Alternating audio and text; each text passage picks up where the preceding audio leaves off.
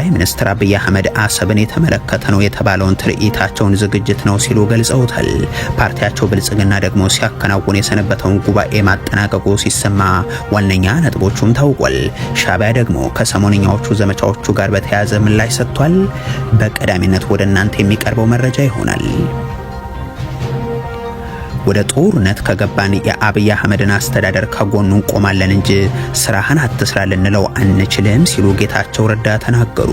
የቀድሞ የፌዴሬሽን ምክር ቤት አፈ ጉባኤ ኬሪያ ኢብራሂም ደግሞ የፌደራል መንግስቱ በትግራይ ጦርነትን ከከፈተ የህወሓትን እድሜ ያራዝማል ሲሉ ተደምጧል።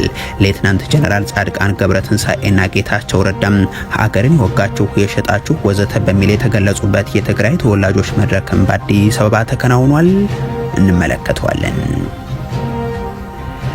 ይህ በእንዲህ እንዳለ የዓለም የጤና ድርጅት ዋና ዳይሬክተር ዶክተር ቴድሮስ አድሃኖም ጦርነት ይብቃ፣ ለሰላም እድል እንስጥ ብለዋል። አንድ ጦረኛ የብልጽግና ሚኒስትር ግን በጣም ጦርነት እንደሚፈልጉ የገለጹበት የተባለ ምላሽን ሰጥቷል። ይህንንም ይዘናል።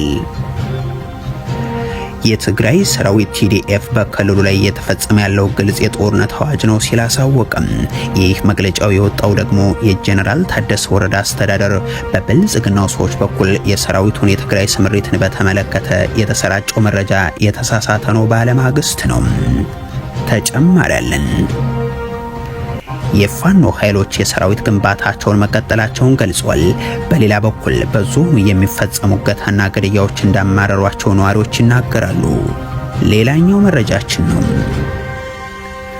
ሀገሪቱ ሰላማዊ ዜጎችን የገደሉ ወታደሮቿን በእስር ቀጣች።